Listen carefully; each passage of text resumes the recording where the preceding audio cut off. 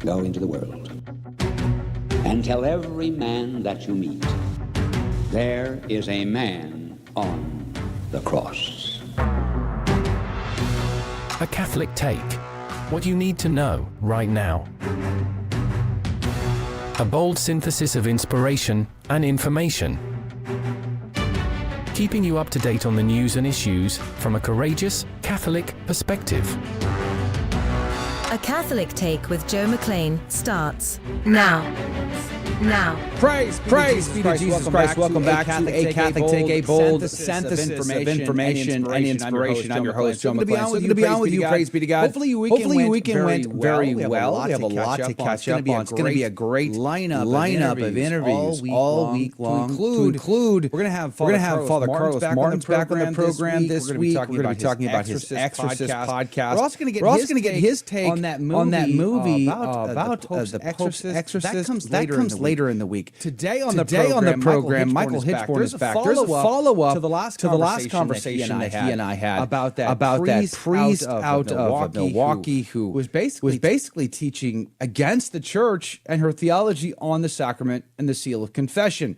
Well, the diocese issued a statement, so we're going to have a conversation around that coming up with Michael Hichborn at 15 past the hour. Dr. Joe Pojman from Texas Alliance for Life is going to be on the program. He's going to weigh in on Nancy Pelosi, basically chiding the U.S. bishops, claiming she's pro-life, calling out Corleone and so much more at a recent Georgetown University speech she gave. Number one, Georgetown, good job bringing in one of the most pro-abortion Catholics known to mankind. But otherwise, we're going to have a great conversation with Dr. Joe Pojman at 30 past the hour. So much to cover today. And as always, we do share all of the show notes on the website. So you can find all the links to all the articles. Everything we discuss is going to be there, posted right after the show goes off of the radio. Just go to thestationofthecross.com/ACT. thestationofthecross.com/ACT. Find the show notes, the podcast, the live video feed, and so much more right there at thestationofthecross.com/ACT. Let's pray. Let's begin. In the name of the Father, the Son, and the Holy Ghost. Amen. Remember, O most gracious Virgin Mary, that never was it known that anyone who fled to thy protection, implored thy help, or sought thine intercession was left unaided. Inspired by this confidence, I fly unto thee, O Virgin of Virgins, my mother. To thee do I come, before thee I stand sinful and sorrowful. O Mother of the Word incarnate, despise not my petitions, but in thy mercy hear and answer me. Amen. And now the saint of the day. Saint John of Damascus, pray for us. John, the last of the Greek fathers, was born in Damascus around the year 676. He managed to thrive socially and intellectually as a Christian in a Muslim country, even becoming the chief financial officer for the Caliph. He fiercely opposed the iconoclasm issuing from Constantinople at the time and defended the veneration of holy images in terms that even common laymen could understand. The iconoclasts attempted to frame him for treason against the Caliph, who cut off John's hand in punishment. However, the Blessed Virgin Mary miraculously restored his hand, and with it, the Caliph's trust in him. John was further vindicated in his defense of icons by the Seventh Council of Nicaea. He went on to become a monk and a priest in the Holy Land, writing many works of theology, philosophy, hymns, and numerous other subjects. He is considered by many to be the first of the church scholastics. John died around the year 749 and was declared a doctor of the church by Pope Leo XIII in 1819. Saint John of Damascus, pray for us. Now your headline news. CNBC reports. CNBC reports First Citizen Bank buys large chunk of failed Silicon Valley Bank. The deal includes the purchase of approximately $72 billion of SVB assets at a discount of $16.5 billion, but around $90 billion in securities and other assets will remain in receivership for disposition by the FDIC. First Citizen Bank and the FDIC also entered into a loss share transaction in which the FDIC absorbs part of the loss on a particular pool of assets on the commercial loans purchased from the SVB Bridge Bank. Epoch Times reports passenger at LAX detained for allegedly triggering emergency slides. Is it just me, or is this happening more frequently? The action happened at approximately 10 a.m. Saturday as the airplane pushed away from the gate. Los Angeles Airport Police detained the passenger for further investigation, according to Los Angeles Police Captain Carla Rodriguez. She added that no arrests were made, but the subject was transported to a local hospital for a mental evaluation. Trending Politics is reporting Trump claims DA office has dropped the case against him. Former President Donald Trump told reporters late Saturday that Alvin Bragg, the Manhattan DA, may have already dropped the case against him, posting it on his Truth Social page. However, so far there is no comment from Bragg's office on this. Fox News reports New York nears deal creating first ban in the country on gas stoves for new homes. New York Governor Kathy Hochul and many of her fellow Democrats in the state legislature have signaled support for proposals that would prevent the use of water heaters, fossil fuel furnaces, and gas stoves in a majority of new construction, despite pushback from some Republicans over the state's proposal, as well as the Energy Secretary Jennifer Granholm's declaring Thursday that there's no ban on gas stoves at the federal level. New York lawmakers are poised to pass the legislation barring the use of certain gas-related utilities in new homes. New York, always wanting to lead the way, aren't they? And those are your headline news. The gospel today comes to us from John chapter 8, verses 1 through 11. Jesus went to the Mount of Olives. But early in the morning he arrived again in the temple area, and all the people started coming to him, and he sat down and taught them. Then the scribes and the Pharisees brought a woman who had been caught in adultery and made her stand in the middle. They said to him, "Teacher, this woman was caught in the very act of committing adultery. Now in the law of Moses commanded us to stone such women. So what do you say?" They said this to test him, so that they could have some charge to bring against him. Jesus bent down and began to write on the ground with his finger. But when they continued asking him, he straightened up and said to them, "Let the one among you who is without sin be the first to throw a stone at her." And again he bent down and wrote on the ground. And in response they went away one by one, beginning with the elders. So he was left alone with the woman before him. Then Jesus straightened up and said to her, "Woman, where are they? Has no one condemned you?" She replied, "No one, sir." Then Jesus said, "Neither do I condemn you. Go, and from now on, do not sin anymore." The Gospel of the Lord. Praise to you, Lord Jesus Christ. Do you notice a couple things there? He called her woman. When the Lord says woman in the Gospel of John, the lens through which you should interpret that is Genesis chapter 3. The woman in the garden who gave in to the temptation of the serpent, ate the fruit, and offered it to her husband. And guess what happened when the Lord came walking in the cool of the day and confronted them both? The man blamed not only her, but then pointed his finger towards God and said, "It is you. You gave her to me. It is your fault." So the man is casting this blame upon both the woman and God. And I think there's a parallel here. There's something to that.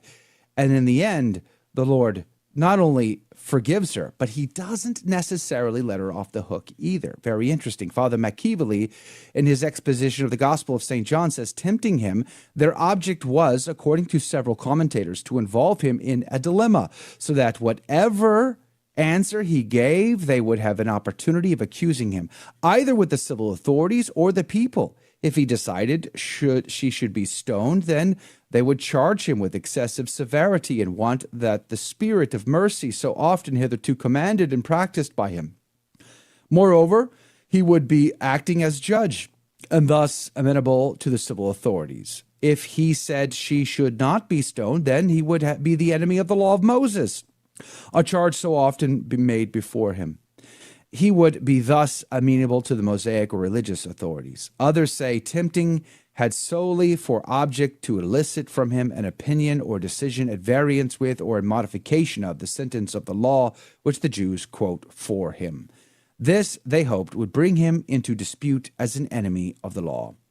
What did he write with his finger? Well, we don't actually know. Some have speculated that it was the sins of the men standing there, ready to stone her to death. Wouldn't that be something interesting to know? Well, we don't know either way, but the reason generally assigned is that he wished to convey that he would decline giving any answer to a question so captious and so dishonestly intended. Hence, he declined. He sat there and he wrote in the sand. But he lifted himself up and said to them that he that is without sin among you, let him first cast. Without sin may refer to sin in general or to the sin with which the adulterous woman was charged, for there is no abundant evidence, as testified by Josephus, regarding the low state of morality at the time, even among those who affected sanctity and religious observance of the moral law. If you've never read Josephus, you ought to. Go read the Jewish Wars. Specifically read about not only his testifying that there was in fact a historical Jesus, there was that, but the destruction of Jerusalem. The moral depravity of these people was so low that they ate their own children. It was horrible. Horrible account. Josephus gives it to us. But at any rate, our Lord knows our sin and he's willing to forgive if we're willing to ask. So let us ask today. Let us prepare ourselves in this holy season of Lent while time still is on our side to make a good and holy confession, because we make our way to Christ's cross. We'll be right back.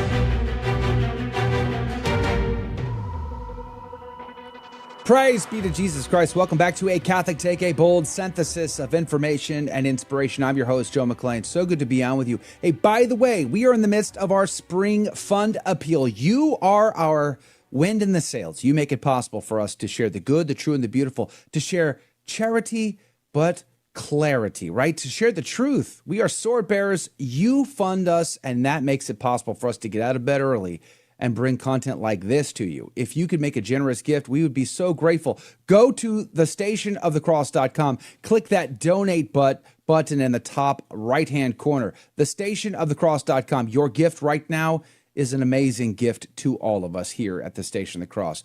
Coming up at 30 past the hour, Dr. Joe Pojman is going to be on to comment about Nancy Pelosi claiming to be pro-life. What is the story there? Is she being serious? In a recent conversation or a talk she gave at Georgetown University, I think she said a lot that we can dive into. We'll do that coming up at 30 past the hour. But joining us right now from Lepanto Institute, Michael Hichborn. Good morning to you, Michael. Good morning, Joe. It's good to see you again. Praise be to God. We had you on last week. Interesting story last week. A priest out of Milwaukee who basically trashes the church's theology on confession, especially when it comes to the seal of confession. And the very next day, some breaking news, the diocese actually responded. I think hats off to Lepanto Institute for the reportage.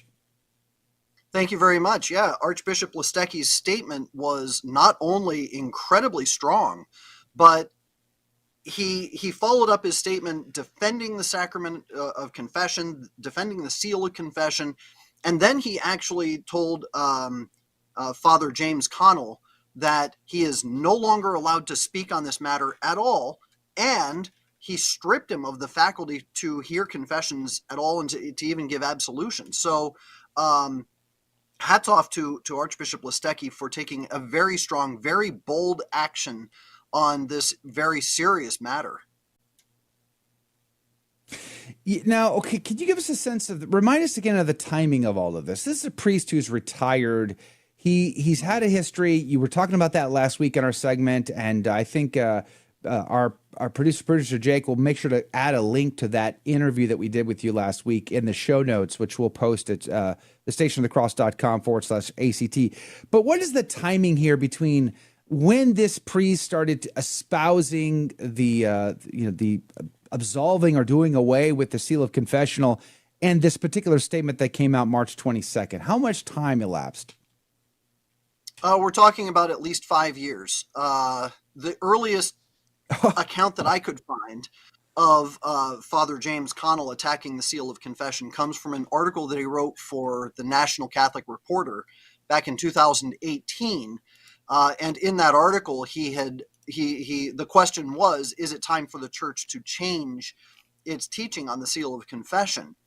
And obviously the answer is no, but he was arguing that, well, because there are certain things that have happened in the church before where general confessions had specific public penances that had to be enacted, that was a reason why the seal of confession wasn't absolute. And it's kind of ridiculous, but his argumentation made no sense. It has no congruence with church teaching at all.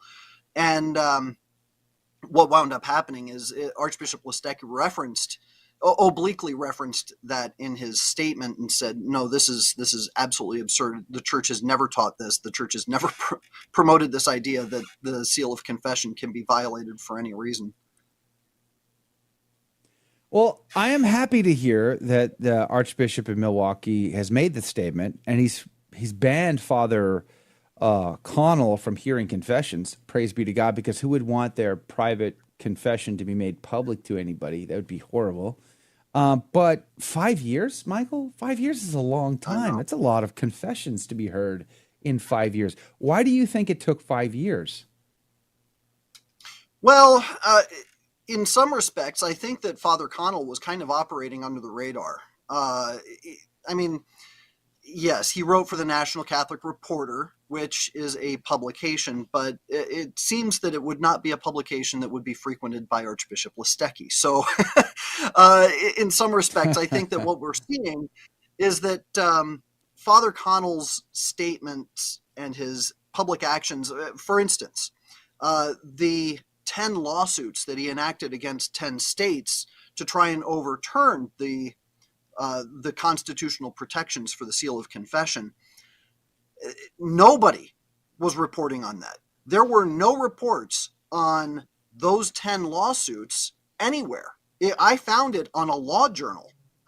That's pretty. That says an awful lot about how far under the radar he was operating. So when he issued his op-ed to USA Today, it got some attention. It certainly got my attention. And that's when I started doing a little bit more digging, and I found all this other stuff. And it seems that, yeah, he's been able to operate under the radar and kind of quietly. And now he's caught. So there we go. I mean, if you hadn't made a big issue out of this last week, would we be seeing this statement right now? I don't think so. I know that Taylor Marshall made a reference to it, and I know that a couple of others have commented publicly, mostly just on social media, about, hey, what's the deal with this priest who's calling for this in Delaware? But it wasn't getting a whole lot of traction. There really weren't a whole lot of people talking about it. So I figured, well, I'll do a little bit of a background investigation on him and put together a basic report and send it to the bishops. It really was the 10 lawsuits that got my attention. And I said, this is a huge story. Here's a priest who's actually suing states to do this. So I put together my report, and then I sent it to the archdiocese. My friend Matt Abbott actually, when I complained that, gosh, National Catholic Register and the Pillar both talk about this and very clearly omitted any reference to the Lepanto Institute. And I was kind of complaining about this on social media, and my friend Matt Abbott, who writes for Renew America, said, well, here's the correspondence that I had with the archdiocese with regard to your press release. And the first statement that they issued came in response to your press release. He sent me the first statement that they issued, which was given to him before it was published on the Archdiocese of Milwaukee's website. So, I mean, I think that it was definitely because of our reporting that Archbishop Listecki took this action. And I don't want to take credit in the sense that I'm looking for people to say, oh, hey, good job, the Lepanto Institute. But really and truly, I like to have a clear record. You know, if there's a story that takes place and the person or the organization that broke the story is omitted from further stories, it's kind of a strange thing, don't you think? I do, but I would take it a little further, though, for you, Michael. I mean, you put it in years now. You and your team have put in years of research trying to find the information that is, you can actually point to. This is hard facts, hard data, not speculation, but here's the facts on the ground. You put reports together. You go meet with USCCB. You meet with bishops. You give them the reports. And most turn a blind eye. Most close their ears on this. They don't listen. They don't want to see it. They don't want to know it. And they reject it wholeheartedly. They don't even read your reports. So I have to say, here's an example where a bishop paid attention to your reportage and took an action. And I just got hats off, man. God, congratulations. I mean, your hard work, I think, has had a clear impact in this circumstance. Well, I appreciate that. And, the fact of the matter is I do have a relationship with several bishops around the country, and I have shared my reports with them, and they are disgusted, and they do take action behind the scenes. They don't really give a whole lot of attention to me in public, and I understand that because of the climate that we're in.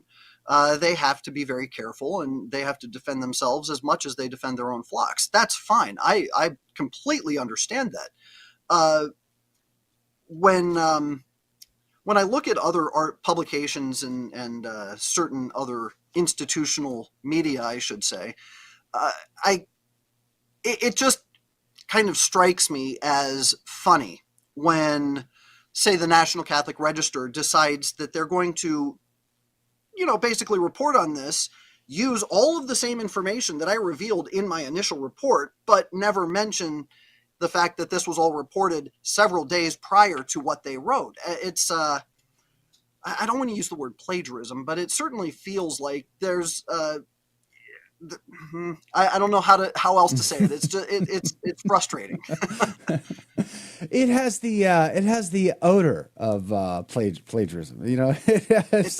The accoutrement of plagiarism. Well, I mean, this is good news. Praise be to God. But the thought came to my mind, though. Okay, so this is one priest. He's an older priest, very liberal, obviously embracing the whole agenda there. But where there's one, there's more. How many priests would you speculate by percentage, you just ballpark it. What do you think? What's the percentage of priests today that would be like, yeah, you know what, you're right. We should share what is confessed in a confessional with priests or with the police or with investigators? That's a very interesting question. I don't have any particular metrics on that whatsoever, so I wouldn't have anything to base speculation on. But given what I have seen from public statements from priests, he's really the only priest I've ever actually seen advocating for the overturning of the seal of confession. So if you have one priest out of 35,000 in the United States, well, that's a pretty small percentage. Even if he represents, say, 100 priests, that's still an incredibly small percentage. So I don't think that he represents a very large number. I think that he represents a larger number of Catholic legislators who would love to see it overturned, or even enemies of the Catholic Church who would love to see it overturned, which is why we're starting to see a legislative effort to overturn protections for the seal of confession. Yeah, we have to be on the guard here. We really have to pay attention to these efforts because they're seeming, getting more and more intense and more frequent in the effort to overturn this. We've seen it in other countries. There's even been efforts here in the United States. This is the first of its kind of a priest leading the charge. That's kind of new to us. But nonetheless, I think it instills some doubt, which is hard because you want people to go to confession. Especially in this season of Lent, is to go and make a great confession. And how many, I can tell you, I speak at men's conferences, and many men have said, I haven't gone to confession in 30 years. But today I went because you said to. It's like, how many men are holding on to some mortal sins because they don't want to go tell some stranger?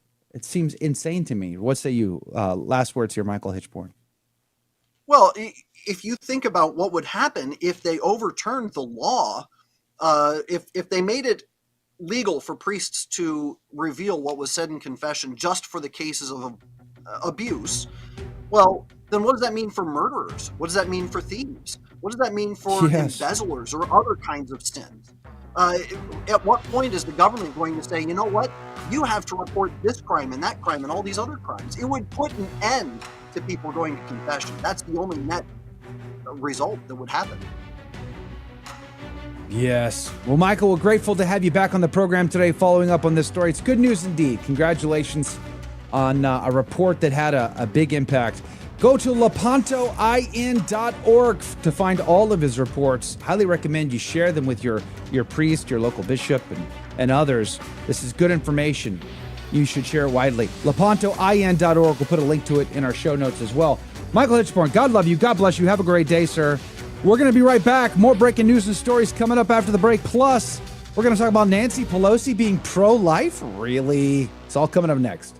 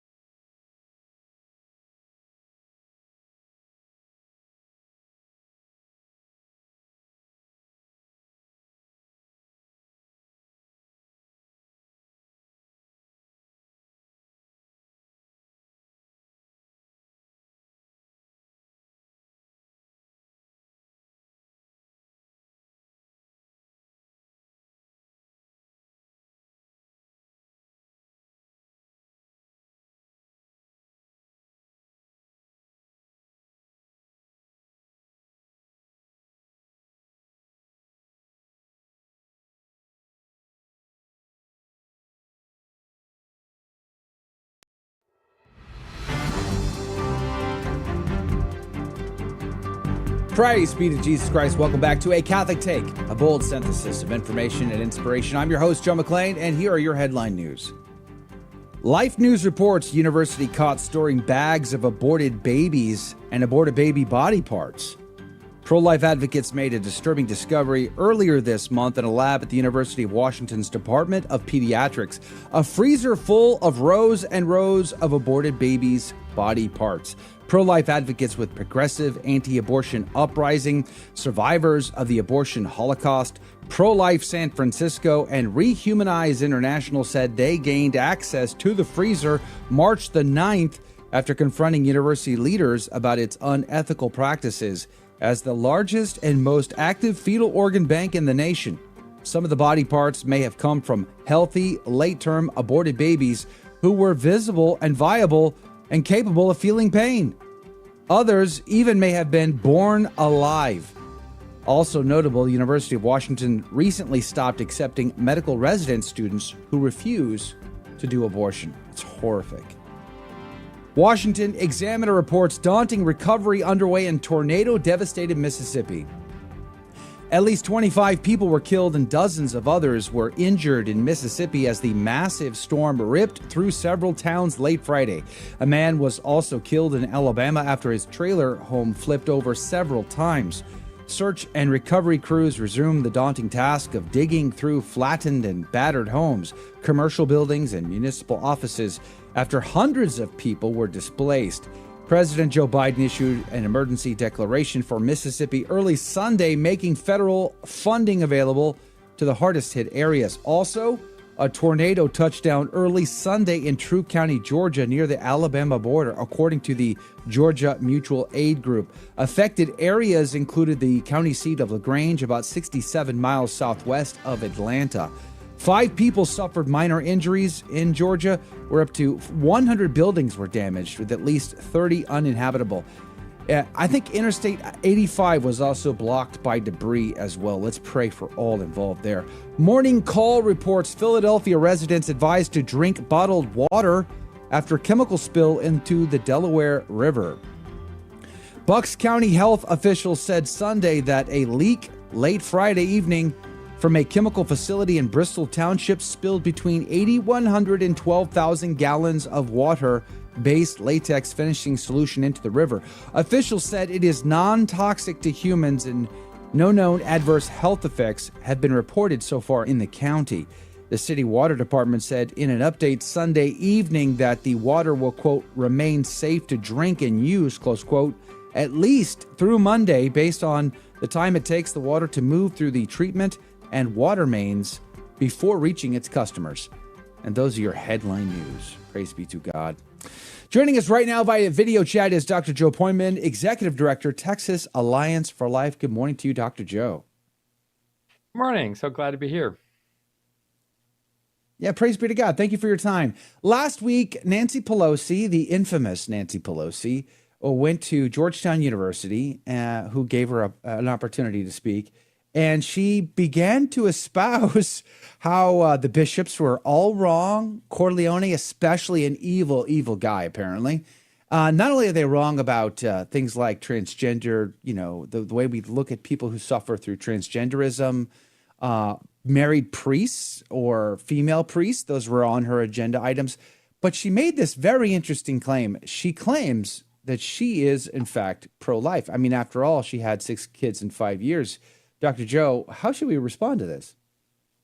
Joe, I spent a lot of time this weekend getting ready for this little segment, and I listened to her entire interview at Georgetown University. And if I were someone who were new to the issue of Catholicism and the position the church takes on abortion, I'd be very confused.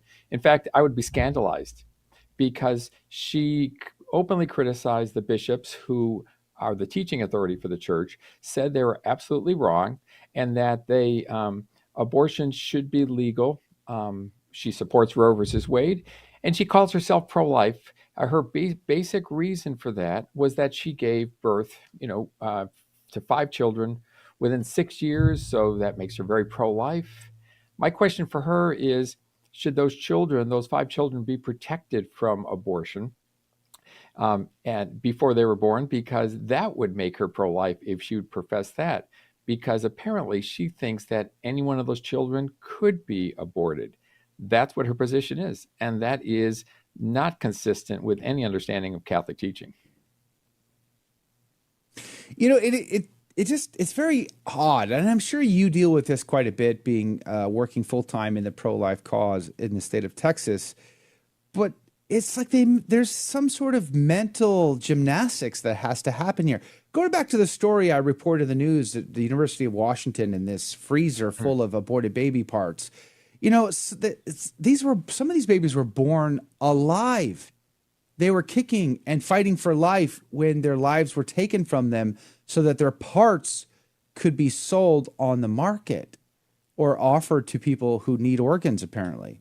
It just seems very bizarre. So Nancy Pelosi makes this claim that a baby born is supporting lives that are already here, are pro-life, and yet she would back legislation that would allow for babies born alive to have their lives taken across the entire country, not just in certain states like New York or California. Oh, absolutely, she does. In fact, she opposed the bill that would protect babies who survive abortion. She opposed that bill, that federal law that would have said, had it passed, that if a baby survives abortion, that child would be protected by law and would have to be given adequate health care. She opposed that. She thinks that the baby should be allowed to die merely because the parents or the mother hired someone to take the life of the child. The child survived that attempt on his or her life, and therefore that child deserves to die. So, it's awful. And by the way, the reason those babies who tragically lost their lives and were discovered at that university, the reason they're important for supposedly for research is that they are human. They are human beings just like you and me, Joe. So that was a very disturbing story. Nancy Pelosi does not, from her articulated position, does not disagree with that. It's very disturbing that she would support abortion very late in pregnancy, which quite obviously those children were late in pregnancy when their lives were taken. She would support that and wants to use our tax dollars for that. Do you see, is there a change going on in DC here when it comes to politicians that support, like this level of, there's the fence sitters, the lukewarm politicians who will be like, yeah, I support a woman's right to choose or something. They may say that. I don't agree with them, obviously. But there are people like Nancy Pelosi, Joe Biden, who want abortion all the way. There's no limits, just have it all as much as you want. Even after they're born, they're advocating, as you sort of seemed to indicate a minute ago. Do you see that generation passing? What's the next generation? Nancy Pelosi's no longer Speaker of the House, never will be again. She's basically going into retirement now. So do we see a generation passing, and do we have hope for the next generation of politicians, even if they are liberal? They are. There's hope. Things are getting very divided, however, and it's going to be up to the voters in 2024 to decide what is the next generation. Pelosi is, arguably kind of on her way out. She's continuing to serve. Has not said she's going to retire after this term. She's not speaker, of course, but it's gotten very divided now that you've got about 13 states that completely protect unborn babies from the tragedy of abortion. I'm really glad to say Texas is one of them, but there's a number of others like Louisiana and Arkansas, Oklahoma, Tennessee, quite a number. There's states that are struggling to get there, Florida, some other states that are doing that as well. And I'm not giving a complete list. There's a lot of good work that's being done. There's some states that are just going in the opposite direction, Joe. They're just going off on a tangent from reality into a really insane and indefensible realm, which is enshrining legal abortion paid for by tax dollars, even latent pregnancy up to the moment of birth, even secret abortions on minor girls with no knowledge from the parents or consent. So it's really getting divided. Voters are going to determine whether the pro-life states can stay on that track. I'm optimistic they will. It's a big question whether states like Illinois and others are going to get back to sanity. New York, the East and West Coast. It's very frightening, and it's up to us, your listeners, frankly, Joe, to get out, to start paying attention to, if they're not already, if they're listening to you, they're probably paying attention, but paying attention to what these elected officials how they stand on the fundamental thing of protecting our most vulnerable. Let's pray that they're paying attention. I hope they do. But I'm just curious. I wonder how much influence someone like Nancy Pelosi still has. She's not a spring chicken, and I do think she'll retire very, very soon. But it seems like we're living in a time and an age where most people don't really pay attention to the news as much anymore. They're looking for their favorite actor, their favorite singer to give them their favorite TikTok influencer to tell them how to think. And a lot of those outlets tend to be hard left. They're very, very liberal. They're very, very progressive when it comes to abortion or homosexuality or transgender rights and these other things. So, I'm just wondering if this power shift has meant that she is just her statements really don't carry the weight that they used to carry. So I know we're coming up against a break, and on the other side of the break, I kind of want to dive a little deeper into the division of states here. But what do you think about that power shift?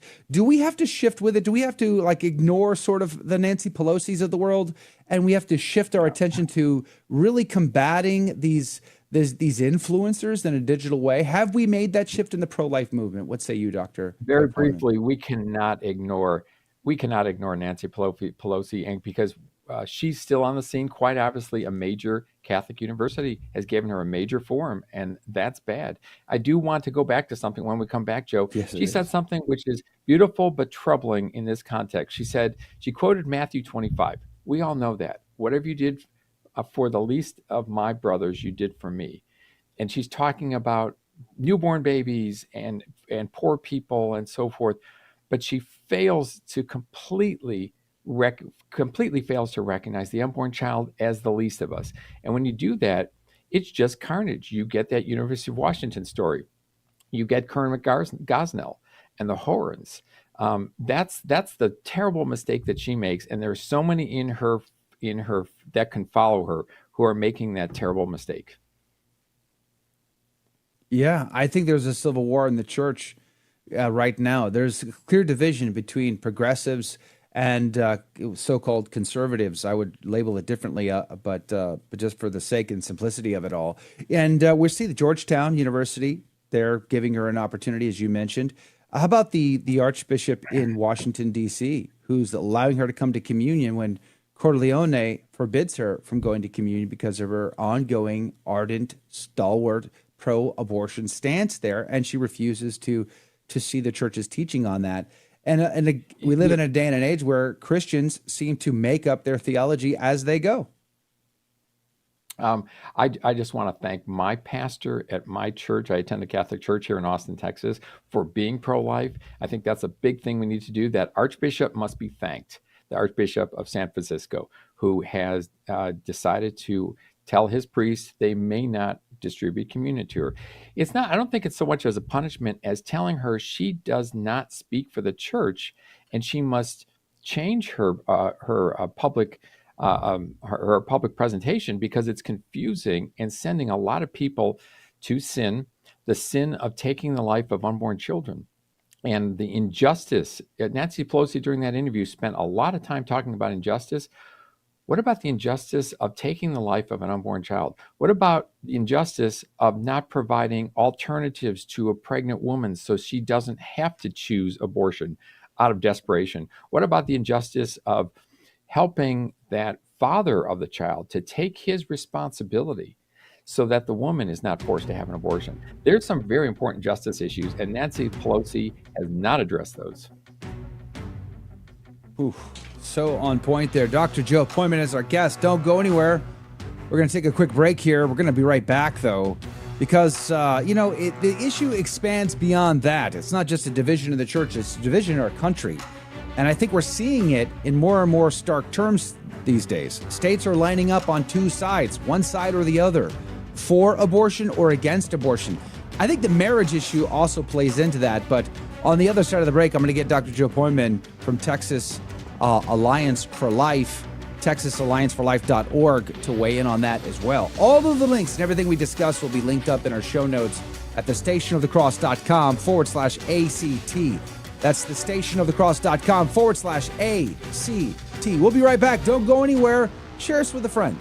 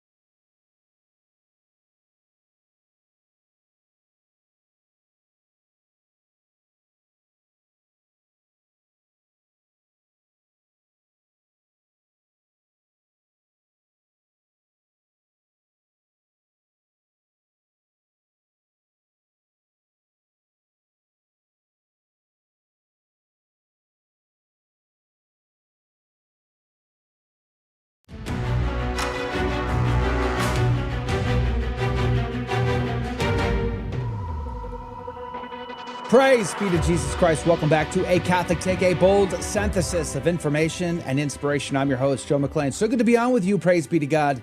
Coming up at the top of the hour, the Holy Mass will air. And if you're going to be broadcasting or listening to the broadcast of the Holy Mass, do us a favor and keep us in your prayers. I'd be grateful. But we'll stay on the live video chat for about another half hour for what we call the after show, where you get to drive the conversation with whatever you want to talk about. We interact directly. You can find the live video feed and all of the links to have that conversation on our website. If you go to the stationofthecross.com/ACT, you'll find all of the information about our program, live video, chat, get onto our email list, the podcast, and a lot more. Go to thestationofthecross.com/ACT. But joining us right now by video is Dr. Joe Pojman from the Executive Director of Texas Alliance for Life, someone who's been in the pro-life work for now decades, praise be to God, but a recovering rocket scientist, I'm told, by the way. Good morning to you, Dr. Joe Pojman. Hey, thanks for having me, Good to have Joe. you on. You must be smart then. If you're a rocket scientist, you must be really, really smart, which you can then help me because I'm trying to wrap my head around the world we live in and why people would ignore common sense and just want and support, advocate for the taking of human life in the womb of their mother. The safest place in the universe for a child ought to be the womb of its mother. And they are being murdered there in abortion, but born alive is the most scary thing to me, that they would allow these babies to be born alive. Number one, but number two, and I put that on the table to say, number two, it seems to me the countries are lining up. It's like there's a stark line, and you are either for abortion or you are against abortion. And I wonder where the end of this road leads us. Are we seeing what could become the next great divorce? What say you, Dr. Joe Pojman? Well, I certainly hope not, because this is a great country and we're strongest when we're together. But we've got to be strongest when when we are defending the most vulnerable among us. And that certainly is the unborn child and the mothers who feel they have no way out other than to seek abortion. And that's just a terrible thought. So women generally know the unborn child's a baby. They can feel that baby in many cases, later in pregnancy, and to feel that they must have an abortion, that's just terrible desperation. Society can do a much better job. Now, for those states who are listening to you, where the legislatures are just going crazy, they're just going stark crazy and making abortion legal, even late in pregnancy, even when the baby's born alive, the baby wouldn't be protected, paid for by tax dollars. Those states, there's a lot we can do. And part of that is supporting your pregnancy resource center in your area, because a woman seeks abortion not because she wants to. One writer said a woman seeks an abortion the way an animal with its paw caught in a trap gnaws off its leg to escape. I mean, it is desperation. So we can provide alternatives to abortion. So no woman thinks she has to have an abortion, because she knows if she gets pregnant, there's help within very close reach. A lot of states are providing funding for alternatives to abortion. These so-called self-styled liberal states, they ought to be doing the same, and we ought to call them on that. They ought to be helping women who want to take the choice of giving birth to their babies.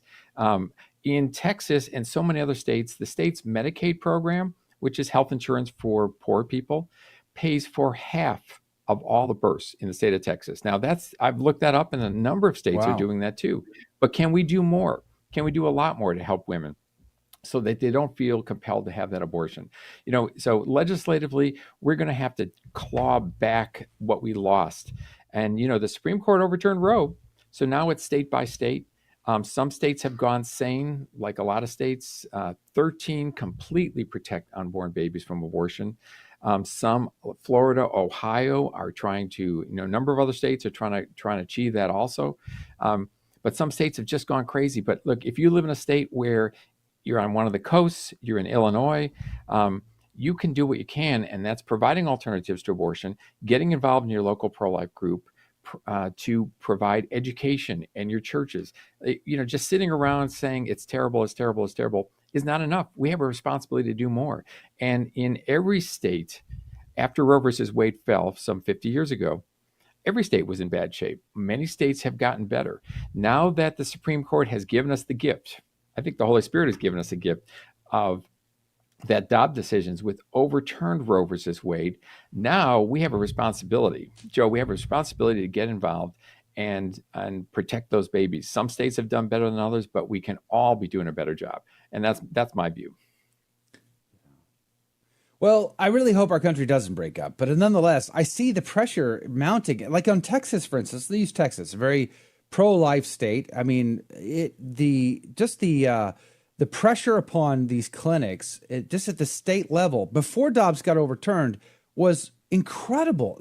Tens of thousands of lives have been saved as a result to what happened at the state level and now the Dobbs decision. Glory be to God. But there also seems to be a flip side of that coin in the sense that the federal government wants to punish Texas for their pro-life position. There's lots of threats of turning our VA hospitals into abortion facilities. They're setting up abortion clinics on our borders. Mobile abortion buses are being constructed right now. They want to punish these pro-life states for their position. That seems like it's going to add further hostility and resentment and division in our country. Well, don't forget, we can do something about that, and let's keep in mind 2024. I'm not going to tell anybody how to vote, but we ought to keep in mind the unborn child, the most vulnerable among us, the least of us. We have to keep those in mind. And we have federal elections coming up, including the president. The Biden-Harris administration has been the most pro-abortion administration in the history of our nation. It makes Clinton look like child's play. It makes even Obama look like child's play because Biden, a self-styled Catholic, claims that women should have abortion. It should be throughout pregnancy. It should be funded by our tax dollar. He's using the United Nations to make Americans ugly Americans as we push abortions overseas on countries in Latin America and in Africa and elsewhere. The Biden-Harris administration has got to go, and we voters have an opportunity to do something about that. That's in 2024. Let's start looking at that. This country is too good to get split up, and I don't think that's going to happen. The question is, it may be weakened, but can we make it stronger by getting involved in our parish pro-life group, in helping our local pregnancy center, getting involved in our local right to life, whatever the group is, going to the meetings, giving some money, educating ourselves about who's on the ballot. I think these are things that are all within our power. And I think your voters are probably pretty savvy and can start doing that. I'm sorry, I meant to say your listeners, Joe. You know, you're not running for office. Well, we only have about a minute left with Dr. Joe Pojman here, but really quick, I want you to comment on this super fast. You know, one of the big criticisms we get is all you care about is saving the baby's life, and yet there are a myriad of organizations who are there to walk with mom and baby well after the birth happens. That's your experience, right? Well, I take, wherever I speak, I take a poll and says, raise your hand if you think babies should only be protected until birth, and then we don't care about them afterwards. I've never seen a single hand go up. And the fact is, Texas and a lot of other states provide funding for these alternatives to abortion programs for 3 years after the birth of the child. And in Texas, there are some 300 pro-life pregnancy centers. They all do that. They all want to help babies well after birth. That's the pro-life movement, Joe. Praise be to God. Yes, yes. Don't let them fool you. We care about life before they're born and after they're born. And there's lots of incredible opportunities. Just imagine if we spent the same kind of tax dollars trying to educate the society on the value of life as we do on aborting them. Great things would happen in this world. Dr. Joe Pojman, Executive Director, Texas Alliance for Life, TexasAllianceForLife.org. God bless you. God love you. Thank you for your time today. We really appreciate it. Thank you, Joe. Praise be to God. We are grateful for everyone hanging out with us, the few hundred people hanging out on the iCatholic Radio mobile app. God bless you and God love you. If you can hang out with us for the after show, go to the stationofthecross.com/ACT for the live video or the links. We'll see you then.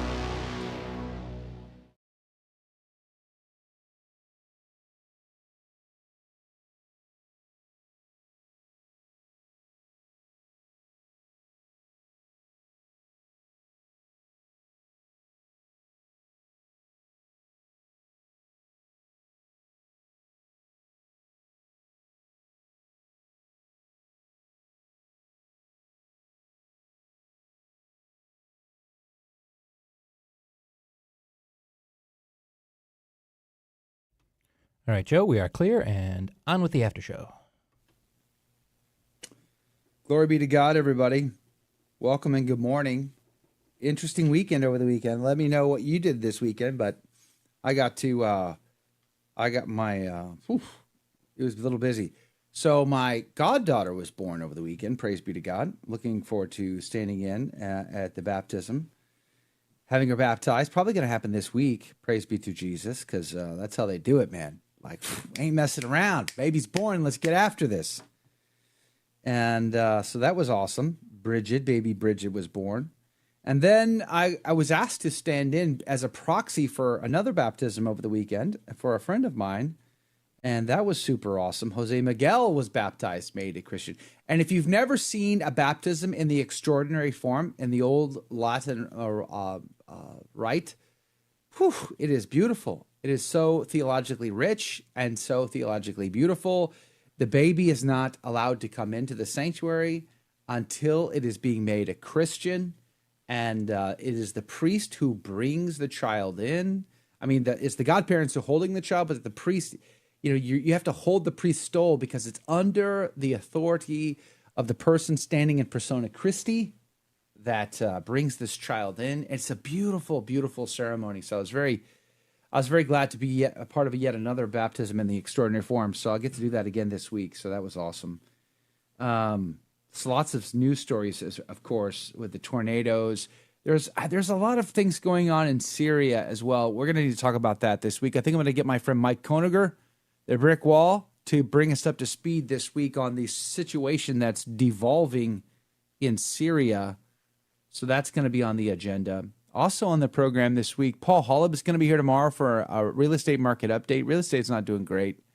Alexander Trugoel from the Boniface Institute is supposed to be on tomorrow. We're going to be talking about, did you know there was a German bishop who resigned over the weekend and the Pope accepted it? I mean, he retired, but glory be to God, as my response. We're going to get Alexander Trugoel on and talk about that tomorrow. Mark Houck is going to be back on this week. I'm supposed to have a lady from Florida who runs a Catholic bookstore who's being they're putting a lot of pressure on her to accept. She put out a statement about she doesn't want, transgenders, and she doesn't support LGBTQ ideology, and her fellow business people in the strip mall where she's at are pressuring her. So we're trying to get her on.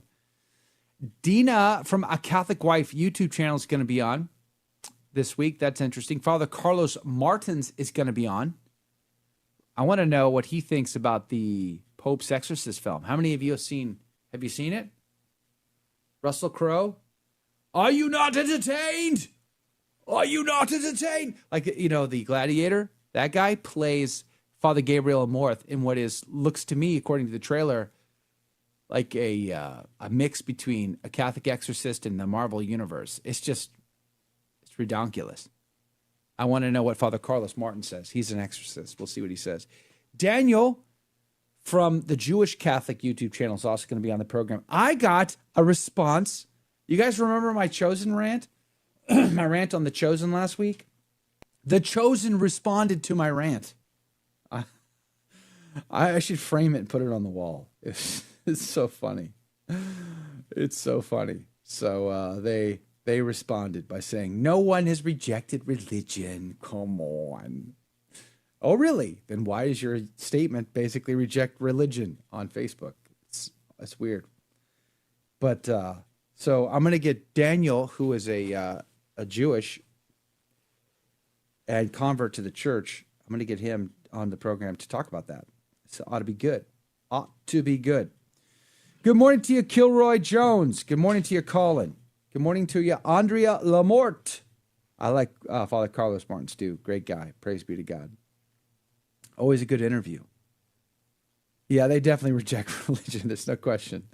Colin, good morning to you. Sharon, good morning to you. Praise be to God. Rhaegar82. Let's go, Brandon. Let's go. Well, we survived it, Sharon, anyway. I'm not sure about a good show, but we survived it. It was kind of a rough show, to be honest with you. Let's see. Too many things going on to do it as well as I think it ought to be done. That's my problem. Colin says, good morning, Joe. Good morning, Sharon. Good morning. Good morning. Katie's in the house. Good morning to you, Katie. Praise be to God. I like Michael Hichborn too. Michael Hichborn does not get enough credit. I am very well acquainted with his team of researchers.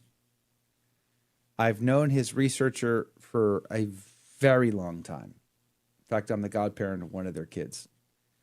And I know the kind of work that they do and have done. And they have not received a friendly, warm welcome from the bishops in this country. They get slandered all the time, and they get ignored, and just because the information they have is not liked, they don't like this information, so they reject him, and then they slander him, and then they calumniate him. So I'm very proud of Lepanto Institute for saying what needs to be said, standing in the gap, and continuing to report on these things. Because if it wasn't for them, no one would be talking about it mostly. I mean, Lepanto provides the kind of detail that other outlets, and you might say, well, Church Militant's doing it. Church Militant gets a lot of reportage from Lepanto. And there are other people out there. Don't get me wrong. I think there's some great people out there doing great things. Lepanto is definitely one of them. T-Storm, I'm praying for you today, T-Storm, by the way. Says, I lost the after show. Well, there's been a problem in the Telegram group. I'm not sure what's going on there, but the live video chat doesn't seem to want to work. All I see is the spinning wheel. I don't know why. And unfortunately, when the show starts, there's literally nothing I can do. I'm barely able to read and speak English during the show as it is, let alone fix tech on the back end. Paul, good morning to you. Luz, good morning to you.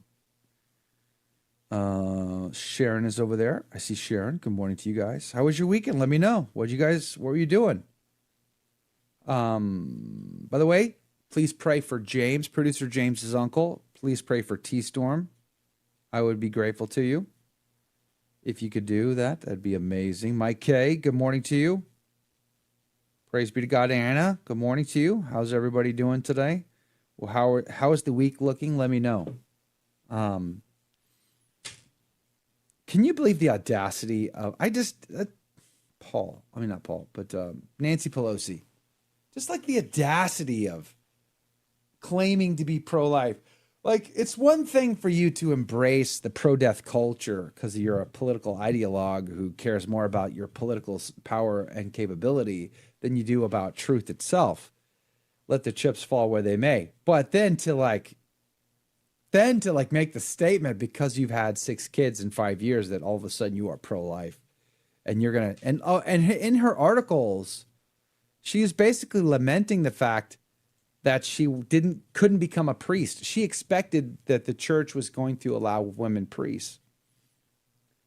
And she just can't wrap her mind around why Francis hasn't done that yet.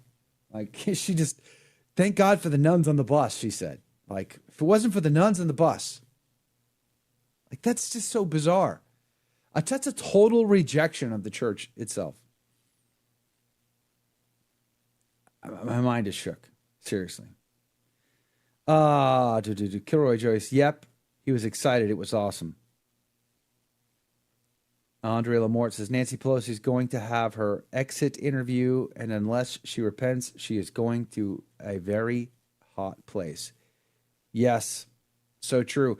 By the way, I had this inspiration. I think I kind of want to produce a documentary film. I know I'm going to add it to the list of the other stuff I want to do of what happens when we die. I feel like I want to produce a docudrama on what happens when you die. I think that would be kind of neat to do. Like, but to do it like super high production. Get like some major actor or something like that to play the dramatic roles.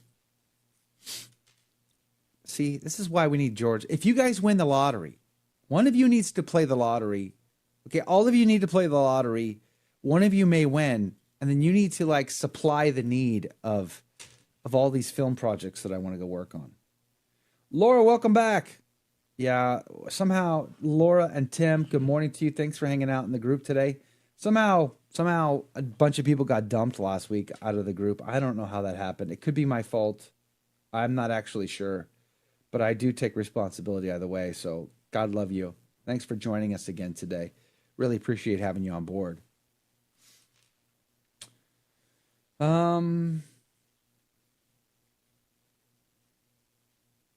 Speaking of the truth, says Colin, then we get scorned, but we push forward. Yes. Yeah, we have to keep going, don't we? T-Storm says, I found it here. I found it again here. Good morning to you. Nancy Pelosi going to, yep, Eucharistic miracles. I'm trying to figure out what the conversation is, because sometimes I read these comments and it's like I'm two or three comments too late, and I don't have the gist of it. So T-Storm says you need to do the Cortez movie first. That's a big film. I can't even get Eduardo Verasky to return my calls, let alone help me do that film. Could you imagine? Oh, that'd be so good. So good. So good. I'd love it. Joe has a list of documentaries. Yes, I do. Yes, I do.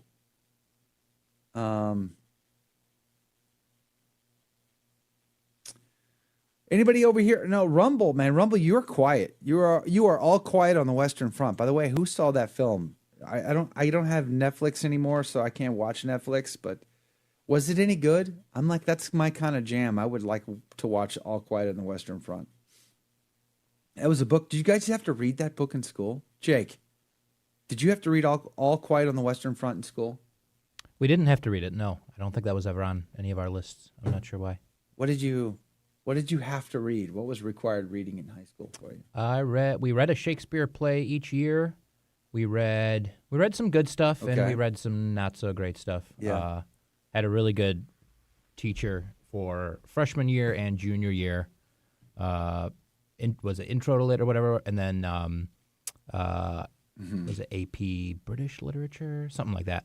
But those were great because he had some pretty good taste in books. So we read like Dracula and what was that other one that was my favorite? Can't remember. I'll remember it at some point. But there was a bunch of stuff. The Shakespeare was great. Have you ever read All Quiet on the Western Front? No, I've never read it. I'm partway into Storm of Steel by Ernst Jünger, which is kind of like it's also World War I, but it's a little bit the opposite of All Quiet on the Western Front. This one's more like, war is hell, but it's also kind of neat. Or that's kind of the way that this German. It's also kind of It's also kind of monetarily good. Let's just say. Yeah. Well, that's the thing. It's not even that. It's all about profitable. Like, there's that. This is from the perspective of another German soldier, and he's kind of saying like, here's all this horrible stuff, but in the midst of it, there's comradeship and brotherhood and worthwhile things, honor and striving for that in the face of all this horror. So it's kind of the opposite of All Quiet on the Western Front, which is, at least as far as I can tell. I did not see the new version. Sharon is saying there's a Eucharistic miracle in Connecticut. I haven't heard that. Send me that information. I'd like to see that. Very interesting. If you've read All Quiet on the Western Front, raise your hand. I want to see how many people are my vintage. Surely all of you had to read it. I'd like to know. Very interesting read, to be sure. I'd like to know how the film compared to the book is what I'm really curious about. How many people saw 1917 2 years ago when it came out? That was great. Very well done. Very enjoyable. I saw that in the theater with my son, my oldest son. He and I went to go watch that. It's totally my jam. Scarlet Letter, says Sharon. I think it's Sharon. Was it Sharon who said Scarlet Letter? No, it was Patty. Patty, did you read the Scarlet Letter, Jacob? Believe I did. I think that was a summer reading thing. Actually, so I kind of read it because it was a summer reading list. I kind of read it. No, it was Lori that said that. Lori said the Scarlet Letter. Yeah, you kind of read. So when I was in high school, when I was in school, especially middle school, I hated to read as a kid. So I'm not a great reader. I have to force myself to read things, and I can read something that I really enjoy without no problem. It's the hard stuff that I have to force myself through it. I really don't want to, and a lot of times I will just cheat on that stuff. So in high school, a lot of cheating, a lot of Cliff Notes. Yep. You know, I took a speed reading class just so that I could cheat easier and faster. Yep. And that helped a little bit. I actually used some of that today, the speed reading. And there's a lot of books of mice and men. Yeah, I mean, there's just so many books that we were required to read. I never actually read them all when I was in high school. I just sort of cheated on a bunch of them. And then, like, we would go through Shakespeare, and like, man, it was like, what language is this? This is not even English. See, I absolutely love Shakespeare. I love Shakespeare. I love reading it. I love watching it. I love Shakespeare. But then there's stuff like Howard's End and stuff in my world lit class. There was a lot of very boring stuff that was like, oh, well, if you read between the lines, it's a commentary on anti-colonialism or something. And I'm like, I don't care. Please just give me more Shakespeare or something. Or Dracula. Dracula was cool. Even Frankenstein was kind of neat, even though a lot of it was kind of dry. But like all these. Sharon, I'm mea culpa, mea maxima culpa. I'm sorry you got dropped. I didn't mean for you to get dropped. I don't even know what happened, to be honest with you. I have no idea. I have no idea exactly how it happened or what, but I'm glad you're back. Welcome back. Thanks for hanging out with us today. Mike says he went to go see it too. I'm guessing it means 1917. I like the 1930s German movie a lot. The book is heartbreaking. Oh, he says he wants to see it. He wants to see All Quiet on the Western Front, but I don't have Telegram. If you have Telegram, you have to watch the film and tell us. You got to report back whether or not it was any good and whether or not it matched the book. Yeah, we have to know this without actually being on Netflix somehow. Of Mice and Men, Romeo and Juliet, The Bell Jar, says Lori. Lori, good morning to you. Norman, aloha, my friend. How are you? Good to see you. Michelle Vaughn, good to see you. Thanks for hanging out with us today. Really appreciate having you here. Praise be to God. Polo Chicho is in the house. Good morning to you. Have a great week, Polo Chicho. That's my good friend Jesus. By the way, anybody notice? My wife came in. So she covered all of my statuary, all of my crucifixes. She covered everything. I'm like, you're such a trad. Like, come on, man. I'm not sure I wanted my handheld corpus to be covered, but that's what she did. She covered it all because it's Passion. We're getting it ready for Passion Week. T-Storm says, we have Netflix. It's not by my choice. I will see if I can get the hubby to watch it with me this weekend. You know what we watched Friday? Guess what we watched Friday night? So, okay, there was 2 movies that 1.5 movies we watched over the weekend. Friday we watched Harry and the Hendersons. How many have watched Harry and the Hendersons? Raise your hand. Now we watched it on VidAngel filters, which was exactly, nobody expects Harry and the Hendersons. Okay, so we watched Harry and the Hendersons, and I hadn't seen that film in 30 years, probably. It's so old now. It's from the 80s, and it was a fun film to watch with the kids. The downsides are there's some blasphemy in it, so we watched it with VidAngel filters, so we didn't have to be subjected to their blasphemy. But it was fun and family. But the other downside is it's a typical anti-hunter film. Hunters are bad people.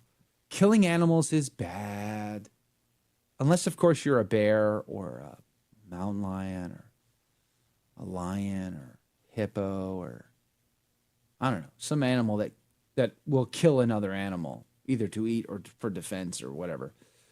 You can be those things. You just can't be a human who kills animals. So, Getting past that, it was a lot of fun. And one of the best parts was, because of course my kids never saw this thing before, is in the beginning scene, spoiler, if you've not seen Harry and the Hendersons by now, well, you're out of luck. It's been 30 plus years.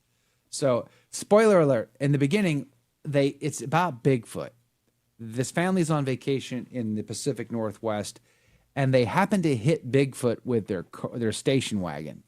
And Dad sees the opportunity here to sell the body of Bigfoot for money. So he hauls the body up on top of his station wagon and is driving. He's like all excited driving, back to town with the family in tow, and everybody's like, oh, so my kids, there's a moment where the family's arguing inside the car over all this, but the guy's driving while they're arguing, and they're all distracted. And then all of a sudden, Bigfoot is not dead; he's alive, and he jump scares everybody in the car. Well, all of my kids just leapt about 4 feet in the air, and they all screamed at the same time. I just laughed. I thought it was so hilarious. I just laughed and laughed and laughed. I thought it was so fun. But otherwise, it was a cute film, family friendly. If you could just use the VidAngel filters to get rid of the bad stuff, and you can ignore the anti-hunter propaganda, the rest of it is good fun. Praise be to God. Colin says lettuce eaters can't beat a bit of deer meat. Woo, it's so good, deer meat. It's interesting is even deer will eat another animal. Most people don't know that, but deer, they're fond of birds or bird eggs. If they can get a hold of them, they will.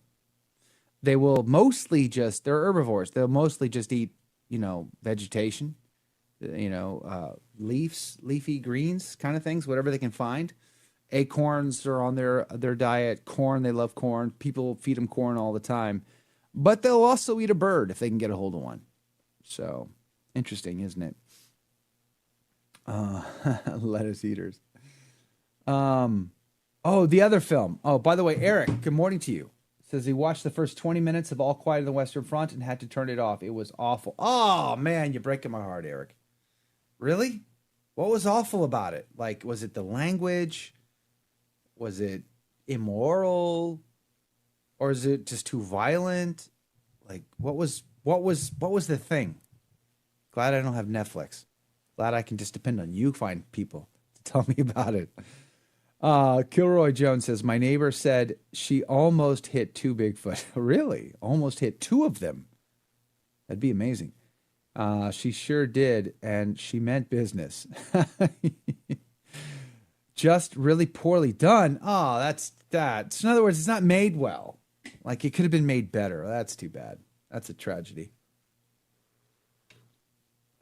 Man, oh man. So the other film that I was subjected to yesterday, my daughter insisted, my oldest daughter, Mary Elizabeth, she noticed that somehow, some way I had evaded being subjected to this film previously. And so she guilted me into spending my Sunday afternoon watching this film with her. And that is, of course, Pride and Prejudice. I have to admit. There should be a 12-step program for guys who've had to watch Pride and Prejudice, I think. Hi, I'm Joe. Hi, Joe. And I watched Pride and Prejudice. Oh, the shame of it all. Good grief. Am I the only guy in the room who wants to just smack the nonsense out of Darcy? Really? Dude, seriously? How come nobody smacks him? I just don't understand it. It doesn't make sense. It doesn't compute. If this were a war movie, Darcy would have got smacked a while back. I'm just saying. Okay? He probably would have got fragged by his own team, by his own friend. Have you watched, I know, Kilroy Jones. I know. I turned in my man card. It's all over for me. It's all over for me. That's probably the reason why I'm just feeling guilty and feeling the need to watch All Quiet on the Western Front now. Maybe that's what it is I'm making up for this clear masculine infraction. David says, need to check that out. We use a box called Free Stream, so we don't give money to the streaming companies. Free Stream. Does Free Stream give you All Quiet on the Western Front? I thought it was a Netflix owned and operated thing, so maybe not. Yep, the old Bigfoot movie. That's true, T-Storm. It was the old Bigfoot movie. It was good. It was fun. Jack Burton says, "Don't tell Joe, but I've seen multiple versions of Pride and Prejudice." Is it just me, or does Jack have a feminine quality to him? I'm just curious. What do you guys think? Leave that in the comments.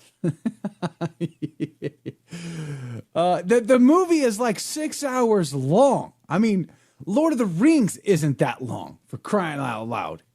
Star Wars isn't that long. I mean, all of Star Wars, including the prequels and the postquels, are not that long. Pride and Prejudice. What is going wrong with this world we live in?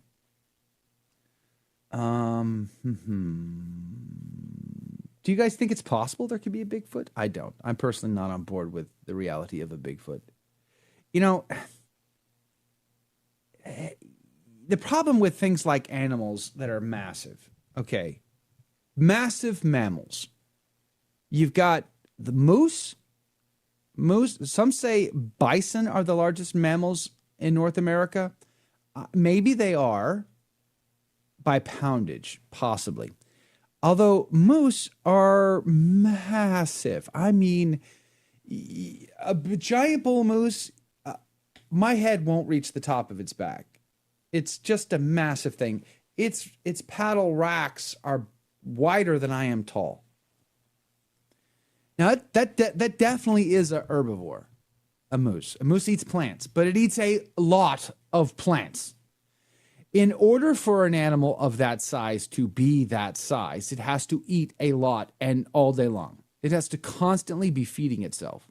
So you have to have a habitat that can feed these animals that much food for year after year after year. This is why moose don't live just any old place. They live in places where they can get that kind of food. Same thing with hippos and elephants. You know, elk even. Elk is a much smaller animal than a moose and a much smaller animal than a bison, and it's still a large animal. And it is limited in its range. It's more diverse than the moose is, 100%. But like you look at deer population. There's a reason why deer are massive in places like Illinois and Kansas. And they're not as massive in places like Texas, because unless you have field after field after field and thousands of acres of corn to feed these animals, and they can just all grow big on corn, well, the food means less food means smaller bodies and smaller dimensions. So, okay, you got a Bigfoot out there who's 8 foot tall, weighs, the size of 2 gorillas. What exactly would this animal be eating? You telling me it's an herbivore? Well, is there any plant life left in the places that they eat? And how do you not know this? How is it you can't find that? I'm not on board. Sorry. I'm not buying it. Bigfoot, no such thing, just like the Loch Ness Monster. But it makes for great tourism, though, Colin. Like, you know what I'm saying? Makes for great tourism. Sharon said, did they get the tiger that I read that story about the escaping tiger. I don't know. I don't know if they recaptured it. Someone's going to find that the hard way, I'm imagining. I think New York State deer are allowed to vote, says Paul. I'm not surprised. They probably have full citizenship rights, too. Wouldn't be surprised. I'll have to watch it on my sick day, says Kilroy Jones, like 7 years in Tibet. I watched 7 years in Tibet many, many moons ago. My friend Rodolfo Carlos says Bigfoot eats honey. Well, is he a Pooh Bear then? I mean, that doesn't make him a Bigfoot. It makes him a Pooh Bear if he's eating nothing but honey. I don't know, man. What's next? 9/11 was faked? Moon landing didn't happen? Pfft. Right. R. Legionis. there were 2 tigers. They both were found. Well, praise be to God for that. Definitely brings in the tourists. Yes, it does. The other thing I watched last night, man, I may have an announcement to make. I watched a documentary, like a video on YouTube, about the great state of Arkansas. I may be moving to Arkansas now. I mean, so epically beautiful. And here's the thing that sealed the deal. They had me at elk. Arkansas has elk. Why am I not living there? Can someone explain this to me? I don't understand this.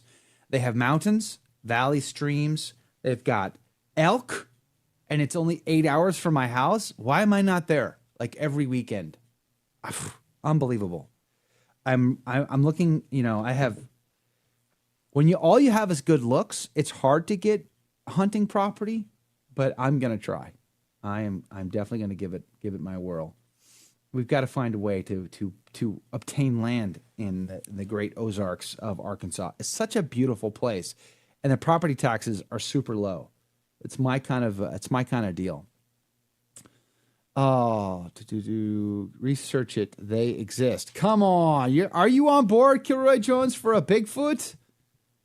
I don't know. How is it if it's 2023 and my iPhone films in 124K, Uber AI is super sharpened? How is it possible we don't have like super clear footage of these guys? I'm not buying it. If you've ever heard a moose walk through the foliage, they make a lot of noise. If you're 8 foot tall and you weigh 500 pounds and your footfall leaves a 6-inch crater, there's no way you can move about the woods silently and stealthily without nobody knowing. I don't know, bro. I don't know. I'm not on board. Cheers, Colin. God bless you all. I'm gonna go look, Kilroy. I don't know. I think it's all fake. Eric says, "Can we send a man to the moon but can't find a Bigfoot?" See what I'm saying? Like, all right, guys. We'll be back tomorrow with Paul Holub and Alexander Trugawel. Till then, God love you.